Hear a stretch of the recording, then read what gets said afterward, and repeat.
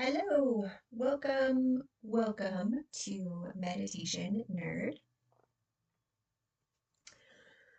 I there's a lot going on in the world. So I would like to start us off by just taking a moment, excuse me, to simply breathe in and out and just give space to acknowledge that there is a lot happening in the world.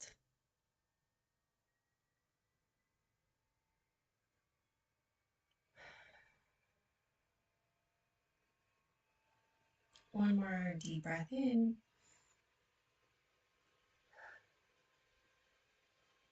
Okay, from this space, after taking a moment to simply acknowledge, send out some loving energy, do what we can to help. Okay, now we're going to take a couple deep breaths to just come into this space, set the standard for a little bit of a contemplative prompt.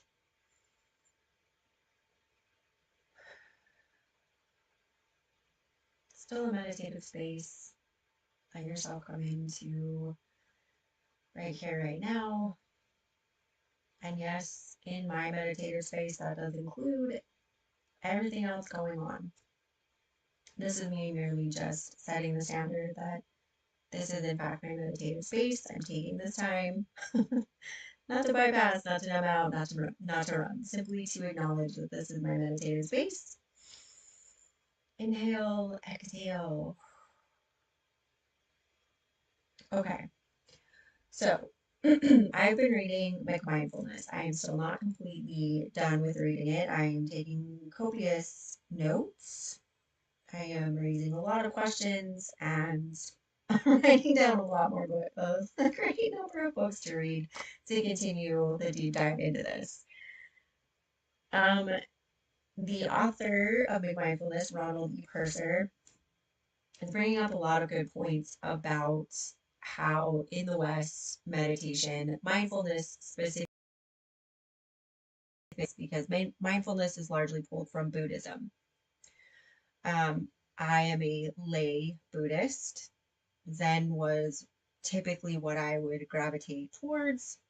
Mr. Purser is bringing up some very valid points as far as how Zen Buddhism was also stripped to adapt to the Western perspective. Bias, I believe, is the word actually used. I'm not entirely sure that I'm remembering that correctly, so I went with perspective instead. I'm also blessed to have been taught by some Ayurvedic practitioners. So these are some foundational ethics that are undergirding all of my practices. As I'm reading Mr. Purser's Make Mindfulness, it has me questioning a lot of how I'm approaching my meditative practice as a whole. What are the ethics that are infusing my practice? So that's what we're going to be focusing on for this month's contemplative prompt. I invite you into your own practice to ask what ethics are infusing your practice. Are these ethics that you inherited? Did you choose them? Are you borrowing? This is meant to be more of an enduring contemplative prompt, right? Let this work on you. Let this kind of unfold and expand as it needs to. I'm offering that because that's also what's happening as I'm reading Mindfulness.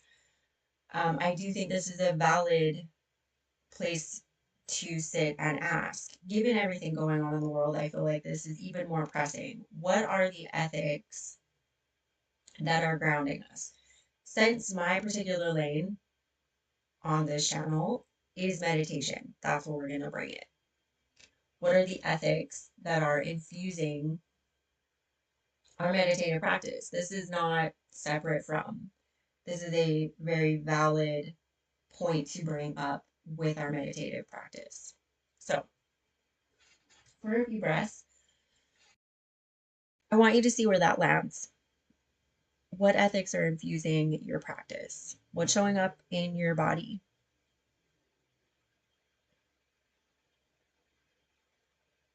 And then as things go through your mind, notice the body's response.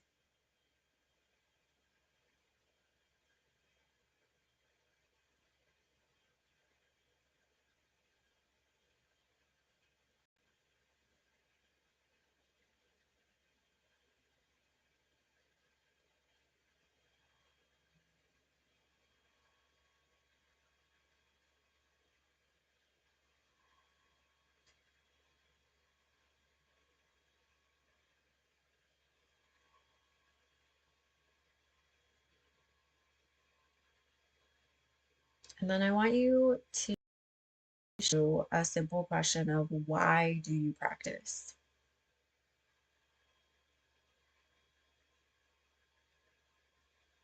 And you can start with what brought you to meditation. That's perfectly valid. That's perfectly fine if that's where you need to start. And follow that into, okay, so what keeps me practicing?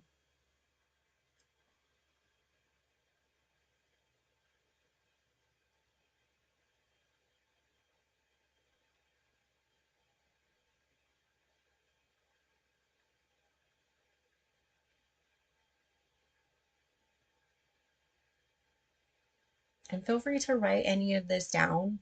If journaling helps you, please utilize that. And I forgot to say, you can have your eyes open for the contemplative prompts. You can have them closed. You can soften your gaze like any other meditative practice we do.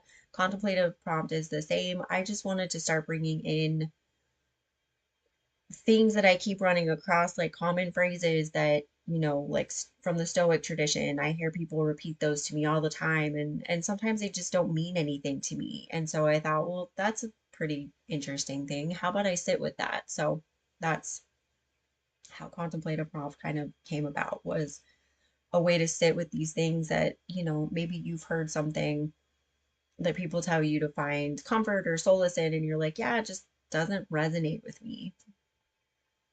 Ethics is a great one as well. So,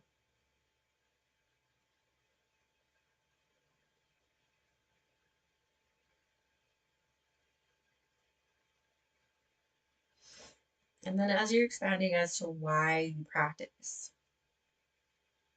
I want you to slowly allow the question of what values are underlying your sitting. So when you come to your mat, when you come to your cushion, your chair, when you come to your meditative space, what values are inherent in that? What values are joining you when you sit down? Or if you're doing yoga, that's a moving form of meditation. Maybe you're walking outside while you're doing your meditation. Same thing, right? What values are accompanying you on your meditative walks or sit downs?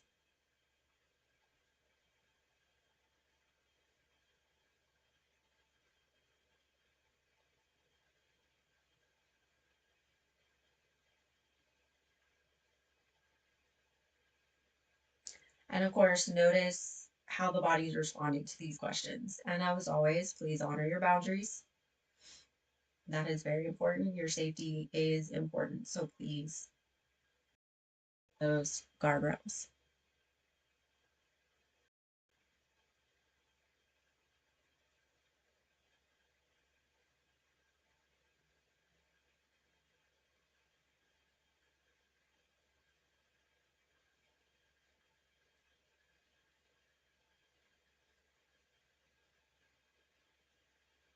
As you notice the values that show up with you to your mat, ask where you got those from.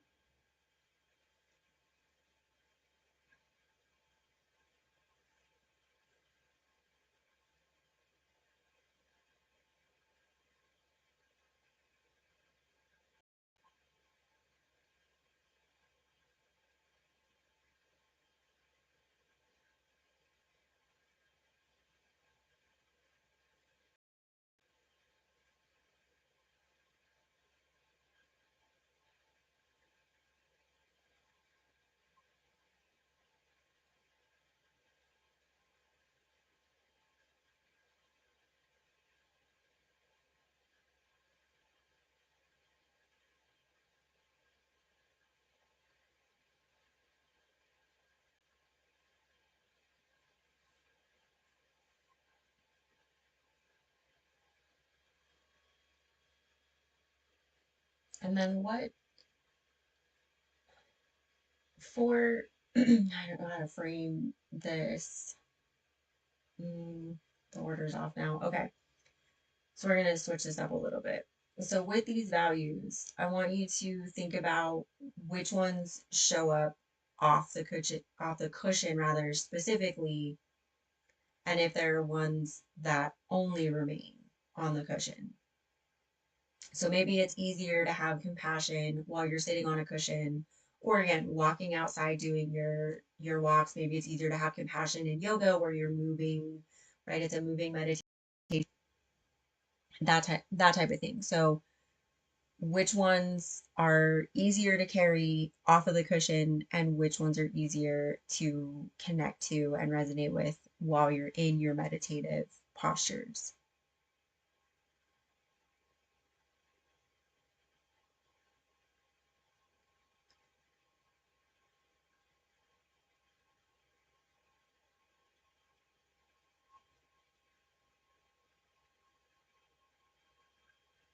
I have a lot of reflecting through my mind right now.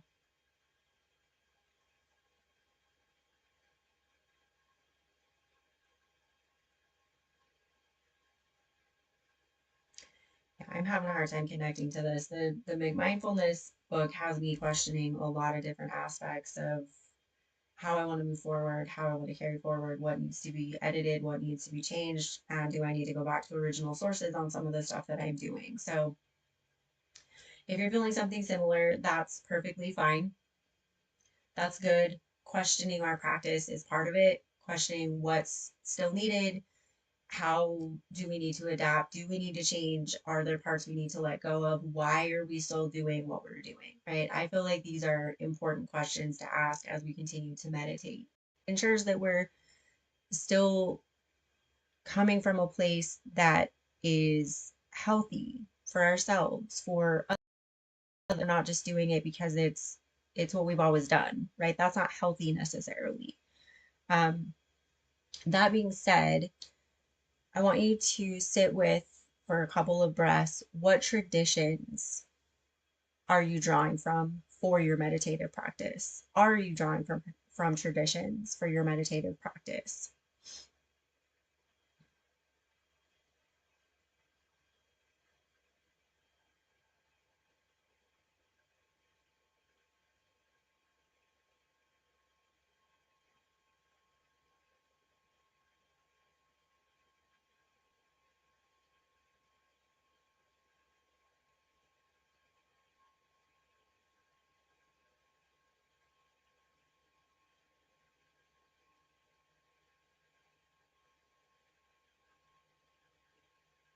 A couple more breaths here.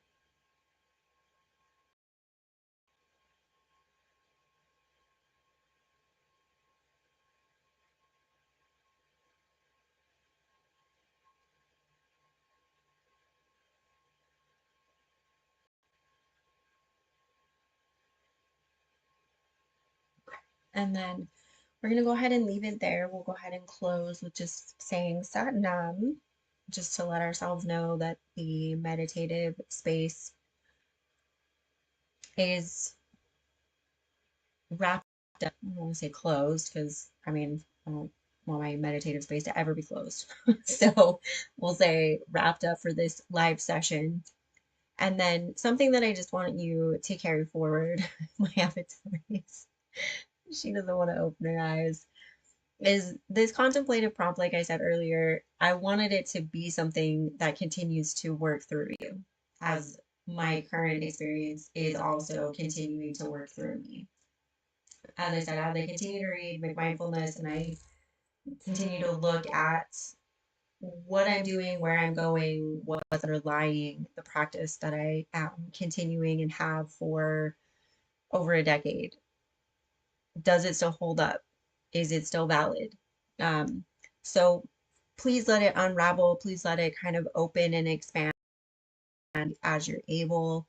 That was the ultimate purpose of asking the question of what ethics are infusing our practice, right? Because we're always talking about how.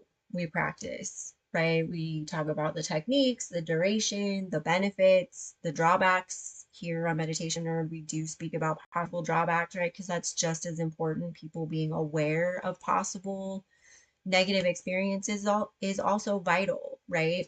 That's also good information to have. So people know going in, hey, here are some possibilities that might be challenging.